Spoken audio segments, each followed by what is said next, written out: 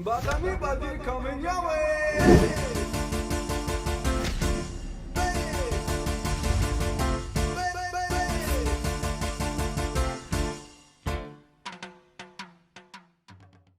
In the heart of Brooklyn, there stood a modest restaurant named Ricky's Eat Well. Its bright sign swung gently in the breeze, inviting customers to step inside and savor the flavors of home-cooked meals. But behind the counter, the story of its owner, Natoya Stevens, was anything but ordinary. Natoya, a spirited mother of two in her late 20s, had always dreamed of running her own eatery. She had grown up watching her family whip up soulful dishes in their kitchen, and those memories fueled her passion. When she met her fiancé, they shared that dream, a cozy spot where neighbors could gather, laugh, and find comfort in each other's company. Together, Natoya and her fiancé transformed an old brownstone on Fulton Street into Ricky's Eat Well. The walls were adorned with vintage posters, cool chairs, and the warm aroma of spices. The menu featured classic Caribbean dishes that Natoya had perfected over the years. Regulars praised her cooking, and the restaurant became a beloved neighborhood gem. But then, on one gloomy July evening, Natoya vanished without a trace.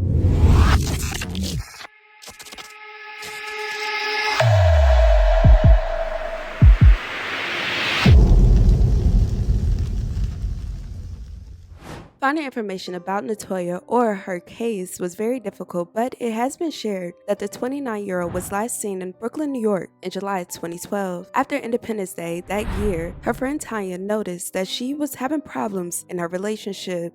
It was in July, and I know it was, right after the holiday, the Labor Day, not Labor Day, Independence and everything. So I guess she and her fiance, they were having problems. They were having like a dispute at the restaurant where they were working, where they actually co-owned. Natoya often spoke with Tanya, but one day, after feeling frustrated, she left to go home and never called back. According to reports, on July 10, 2012, Natoya and her fiancé had a serious argument. She got upset and she left. What all transpired during that fight is unknown, and the name of Natoya's fiancé has not been mentioned in reports. I was on the phone with her, talking to her throughout the whole situation. Then she said to me that she was going to call me back when she gets home because she got frustrated. So she left. And since that day, I've been waiting for her to call back and I still haven't gotten a call. But what happened is I called her. I kept on calling. That same evening, no response from her. I called her each day, you know, every day leading up to, I think it was either Thursday or the Friday. And I said, I won't go into the weekend not knowing what's going on with her because she never responded back to me. I left messages, never respond. I even threatened her and said, I am going to call the police if you do not respond to my text or my call. And she never did. So I called her sister and I asked her sister, do you know your sister's whereabouts? She said no, she did not know where she is. Because usually if I don't know, her sister would know, and vice versa. And I said, okay, if you don't know where she is, then I am going to call her fiance and ask. And I called him and he said he thought she was with me.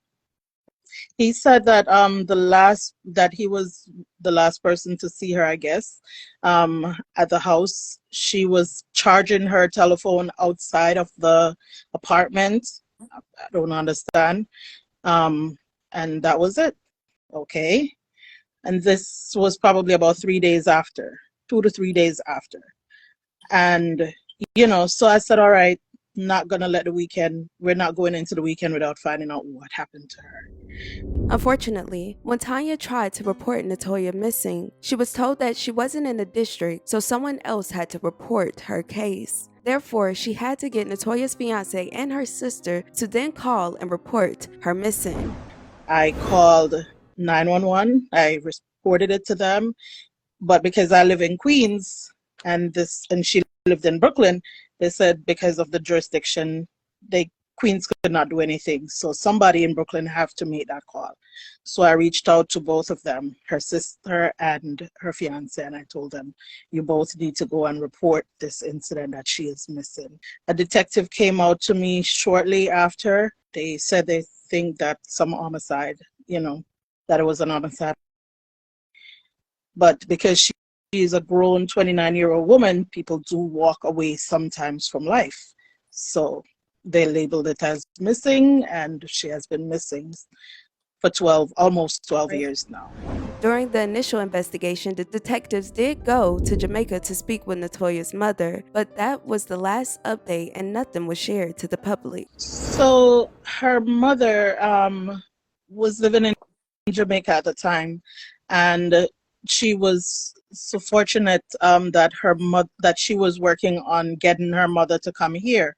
But at that time, the process wasn't complete as yet. So the detective went to Jamaica, and they had gathered some information from the mom and everything. But then, as far as I'm concerned, I don't really know much of what happened after that. And after a while, everything just paused. Her mother passed away last year, July. To add, Natoya's fiance has a gag order preventing him from speaking about this case. He had a gag order, I guess that's what they call it, where he cannot say anything to nobody. When we ask him questions, we call him, he's not talking at all.